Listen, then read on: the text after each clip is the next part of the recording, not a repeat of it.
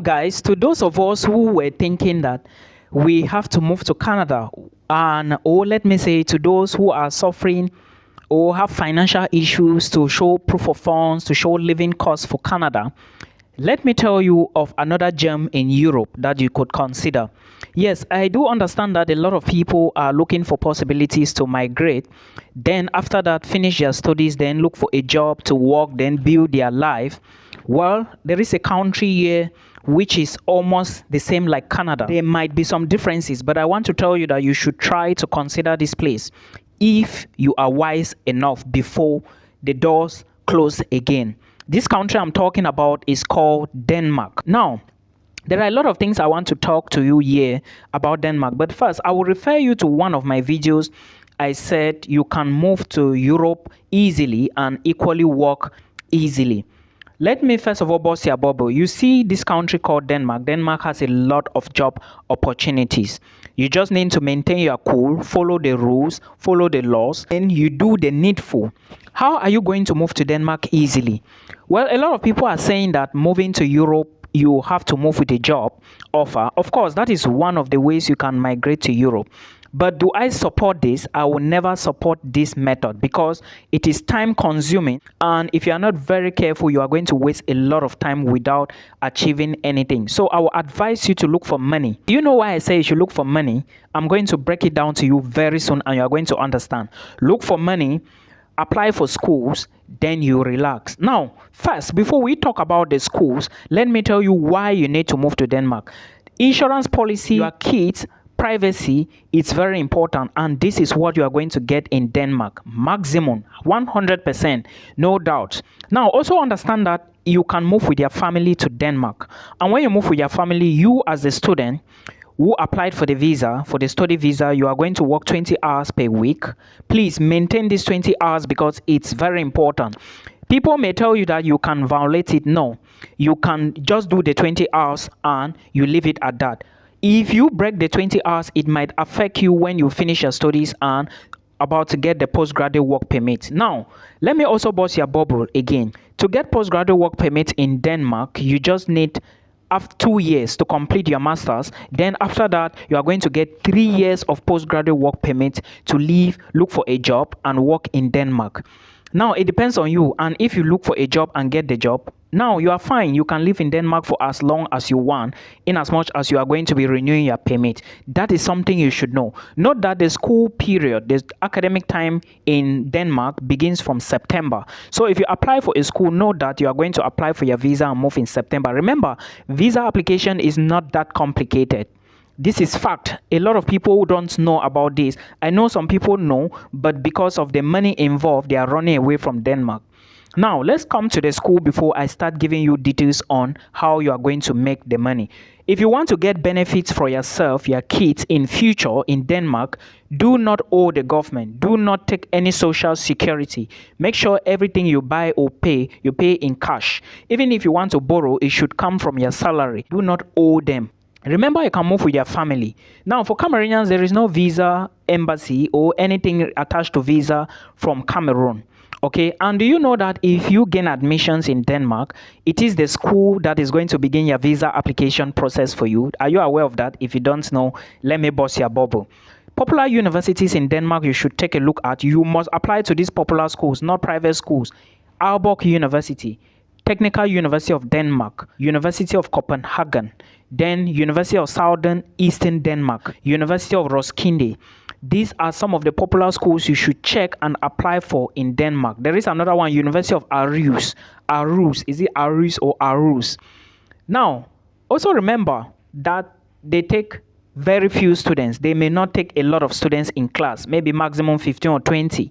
All right, so the admissions is very competitive. IELTS should be part of the documents to get you admissions. Very important. Don't forget this. Also remember that after the admissions, you are going to be applying for visa. But after the admission, first of all, you need to pay a tuition fee, and most of the schools charge per semester. And if you take a look at the tuition, you are going to see that they will charge you like 7,500, 6,900, 7,000, 7,500 per semester. That is close to like 5 million for just 4 months of studies. But Milton, should I take this? If I have the money, should I take it? Should I consider it? Is that money not too much? To me, if you have the money, take it. You know why? Because you are going to raise this money in Denmark within a very short period of time. This is fact, I'm telling you. Like I told you, there are job opportunities. Even the common cleaner will earn at least $20 per hour. Don't ask me how I know this information. Just take the information, use it the way I'm giving you. Now, like I said, when you pay your tuition, your school is going to begin your visa application. How does your school begins it? Your school is going to fill some details, then code the details, send the code to you and tell you to log in into the site, fill the complete information, then send it back to them. Then they will now process and push it to the VFS center. Now, I don't know how they are pushing it, but of course, they will give you all those details. Now, you book an appointment.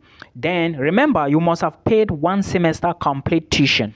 Sometimes they will not ask you again for proof of funds. Sometimes they will ask you. But again, you have to be ready to prove again that you have another semester to make 1 year, okay? Because if you pay 1 semester of your tuition, you still need to take care of yourself, right? Living costs, expenses, and all the rest. So you need to be prepared financially for all of this. Now, when you are ready and you book an appointment, you have to go to the VFS Global in Nigeria. You are going with your school fees receipt, your passport copy. For the passport, I think you have to photocopy all the pages of your passport. Then you go with your appointment, all right, appointment document from the Ministry of Foreign Affairs. In fact, the visa is going to be processed at the level of the Foreign Ministry of Denmark in Nigeria, all right? But you have some fees to pay there. That is not too much. When you pay that, it takes maximum 14 days or maximum 21 days for you to get your visa. But remember, you have to pay that tuition.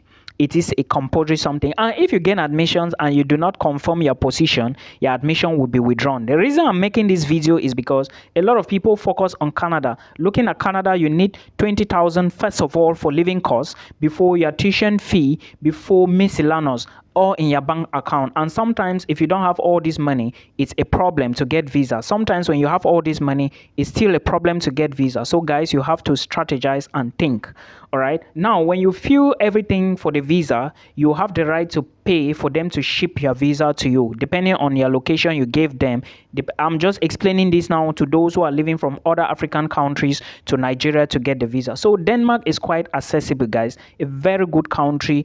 I think the happiest country in the world.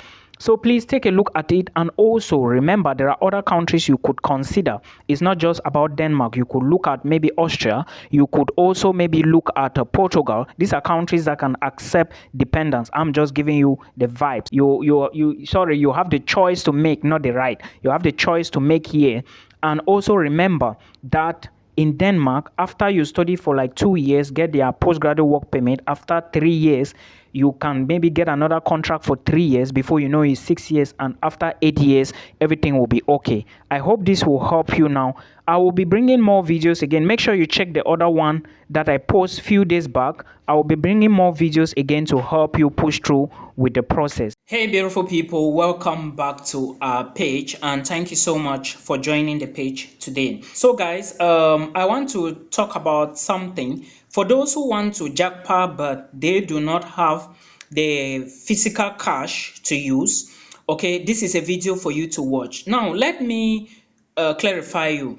If you really want to travel abroad and you do not have physical cash to pay for tuition deposit, like if you are thinking, oh, if I do an admissions now, or if I do an application now and later on I get admissions, where will I take money to pay for first deposit?